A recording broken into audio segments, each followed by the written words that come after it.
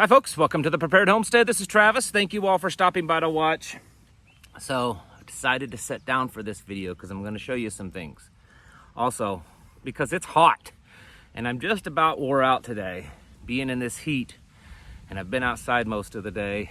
As most of you know that's experiencing it, it just takes a lot out of you. So I found a somewhat shady spot over here in that bucket, and that's how we're doing the video today. All right.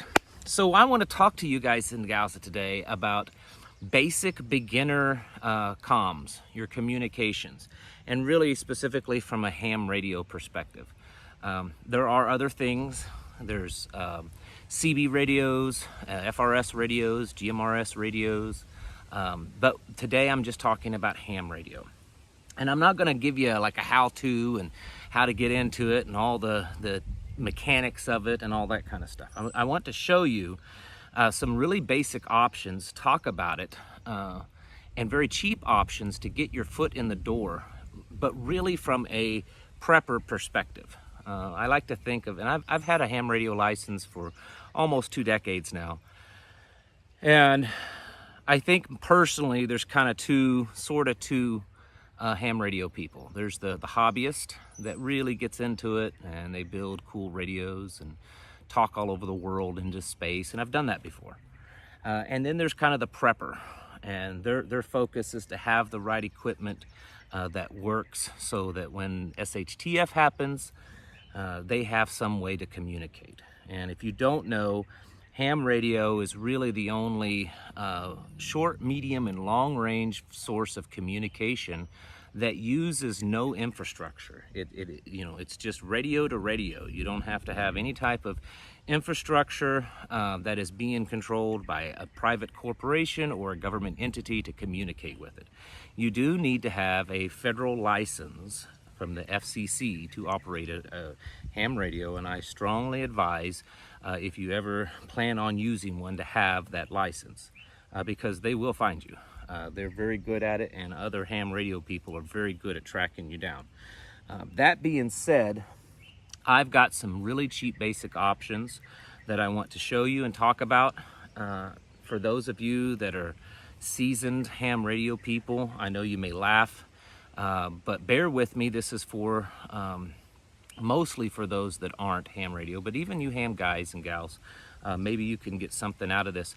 And then, of course, the ones of you that are experienced, please leave your comments, because I'm only showing like a fraction of an example out there. There are certainly lots of examples, and so feel free to jump in the comments with your examples that you think would work to get people their foot in the door and have some really, cheap type of communication that's going to do a lot better for them than a $19 radio from Walmart, handheld, walkie-talkie that's going to maybe reach a mile. Before I get started today, I've got a couple of links for 2 channels that I've mentioned on here before. Whoop, I forgot it was on. I don't know if you can hear that. For a couple of YouTube channels that some friends of ours run. There's no cost to you, and these are great channels for a family to enjoy. And the first channel is they take old movies, black and white movies from like 30s, 40s, 50s, and they digitize them, clean them up, and colorize them, and then they put them on YouTube for free to watch. And then the other channel, a little windy, the other channel is kind of the same thing, except it's the old radio shows. You've heard of those old radio shows from the 30s and 40s, before television came out. And they put those on there. And they're a great, wholesome way for your family to have some entertainment. All this craziness and the stress that's going on with just the world right now. Sometimes it's good to have just a way to turn it off. And I think that these 2 channels are an excellent way. So there's going to be a couple of links down in the description. I encourage you to go over there and check out their channels. It's a really amazing job, I feel. I get a kick out of watching these channels, and they're not paying me to say anything, so I'm not getting anything out of it other than just the enjoyment of watching their channels grow. So, moving on to ham radios. And one of the reasons why I'm pushing, talking about this, not just because you should have a form of communication. Let me just turn that off, because that's going to get annoying. All right, there we go. You should have it. That's just common sense. It should be part of your plan. It should be something that you purchase, something that you learn how to do, you had a skill that you develop on being able to communicate. That's very vital. Even nowadays, even with what's going on now, it's very, very good. Out here in the countryside, a lot of people use ham radio and even CBs to communicate with each other, especially with neighbors and stuff.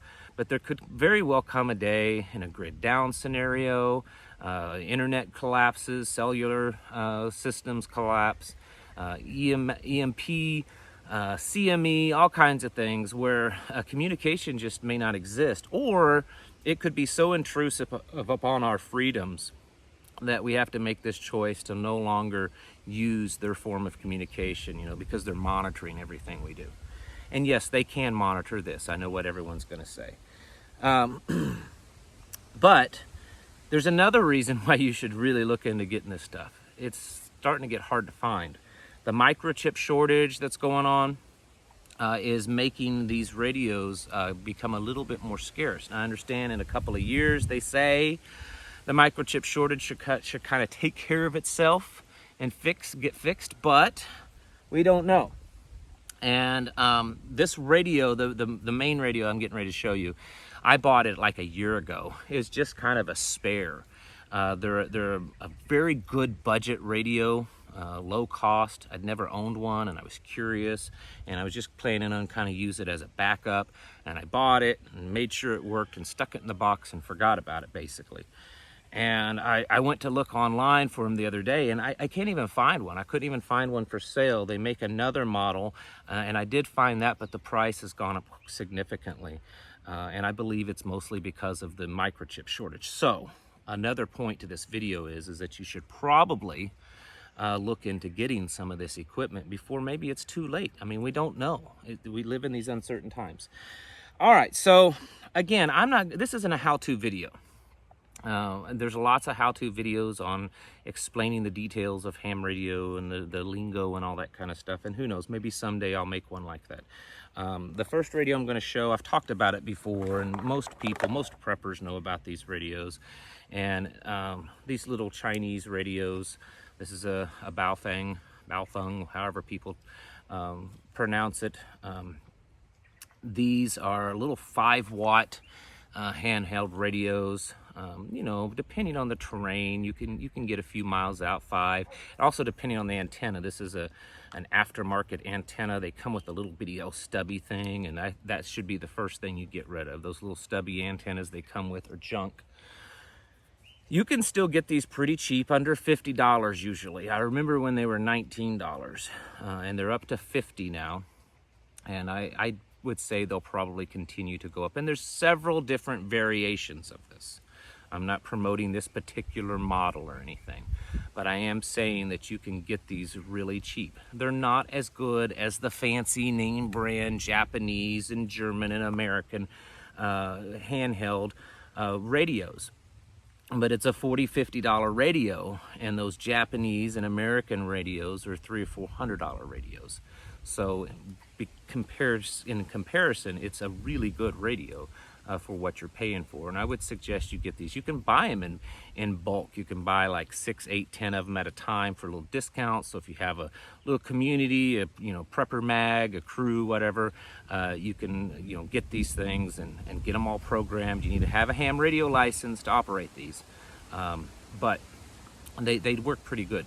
And you can take this antenna off and put a bigger antenna, like what you would use on a car antenna on it, if you wanted to. So there, get that out of the way. The main thing in this video is this. And this is a mobile. Whoops, my bucket fell over. I'm sitting on a little bit of a ledge here, or a slope. This is a mobile radio, the kind that you see in the cars. They're like the old CB radios from the old. Let me get the box here so that you can see it. Can you see that? All right. This is a dual band UHF VHF radio.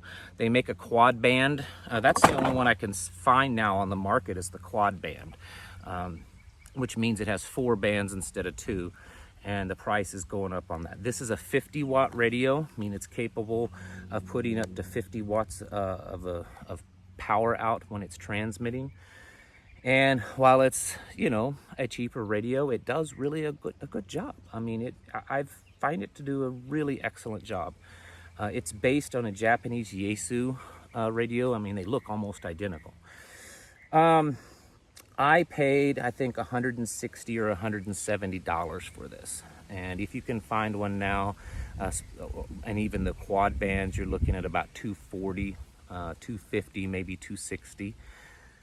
This same type of radio in an American or Japanese brand is going to be $500+, you know, even close to $1,000, depending on what you're getting.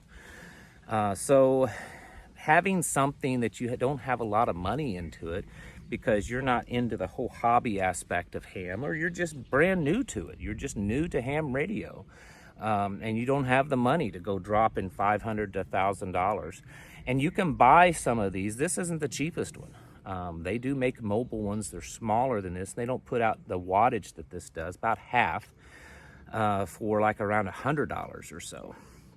And I find them to be, like I said, I bought it as just a spare. I was going to kind of do a Faraday cage thing with it, you know, just to have a radio in case there was an EMP or something. And I've been kind of surprised. Like I said, it's set in a box for almost a year, and I pulled it out and I've been kind of playing with it, and I've been pretty impressed with it. It comes with a programming cable plugged in and programmed real easy using Chirp software. But you know, nice little mic there, and I've like I said, I've been pretty impressed with it. The other thing that's important, it's just as important, if not more important, than your radio, and that's your antenna.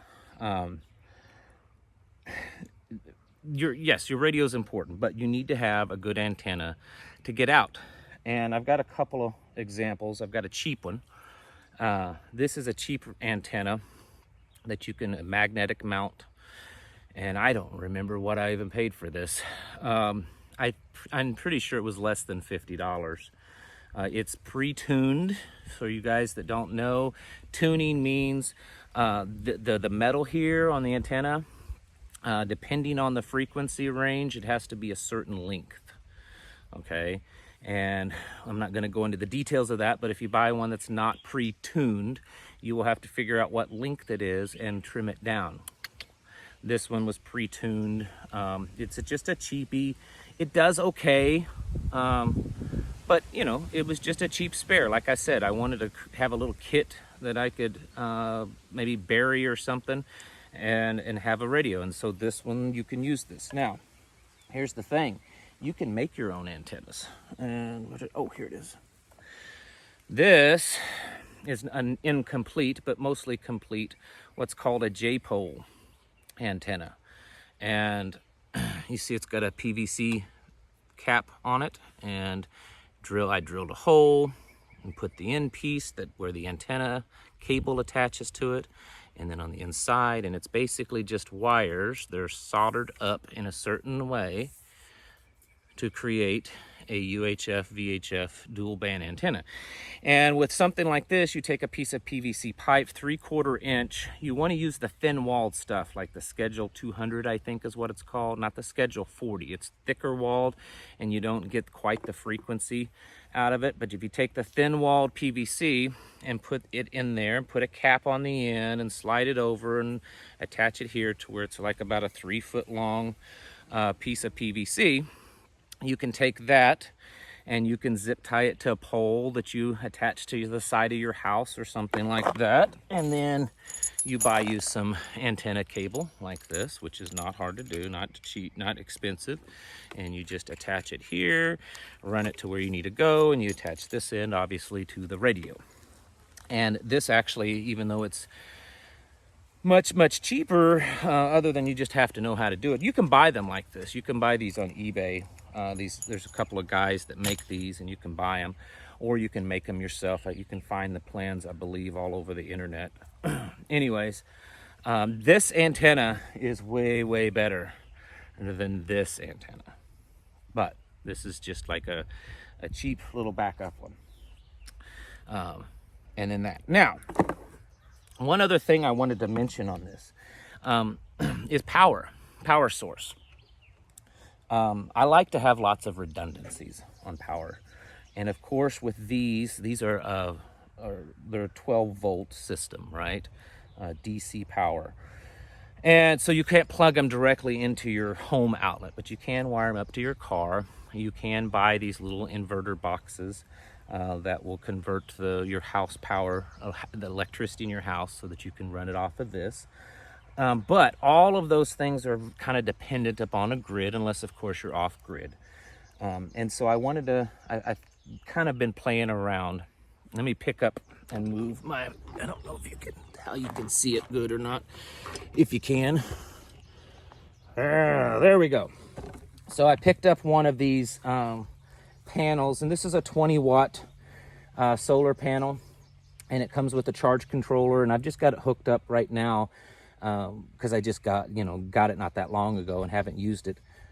I've got it hooked up to just a regular marine battery, and it's working just fine. And the little charge controller comes with it, and it's something that you can, you can, let me move the camera back around. It's another way to charge up your battery, and which you can run the radio off the battery. You don't need a big battery like that. That's way overkill. You can get you a little 12-volt, like a lawnmower battery, a small lawnmower battery or something will easily run one of these radios. But that's what I had. And I thought I'd see how it works. Of course, you can tell it's in the shade, so it's probably, I haven't even looked.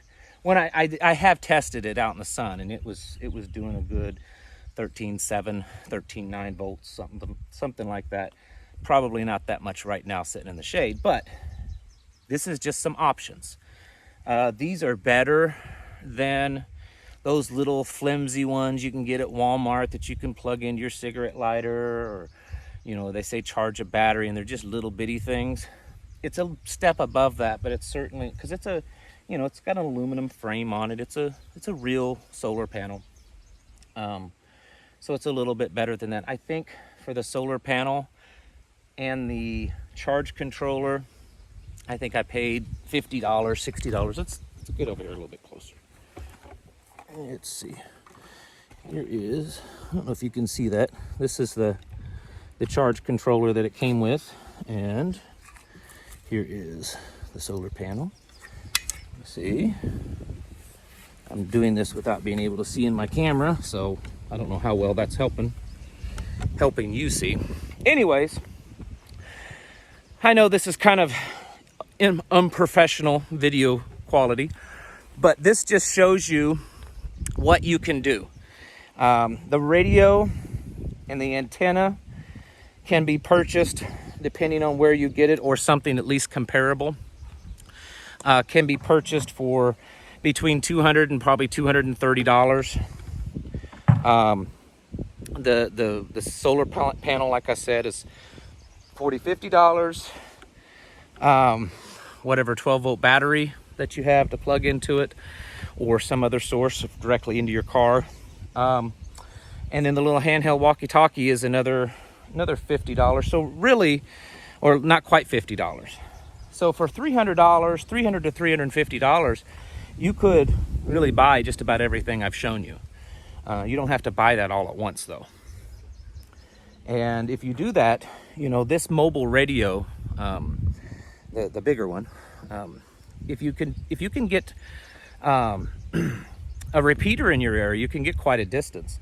I've gone out at least 50, 60 miles on this.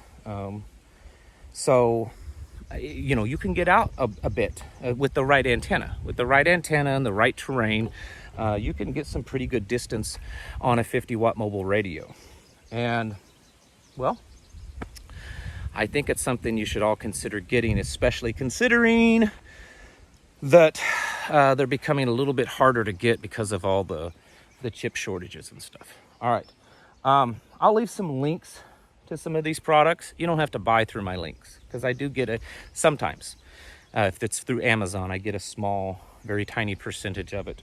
but you certainly don't have to buy through my links. I just wanted to share with you some things that you can get, and these are just some options. There's a lot of others out there that are similar to this, that you can have some emergency communications and also entertaining communications for a very small amount of money. All right, folks, thank you for watching. Catch you in the next video.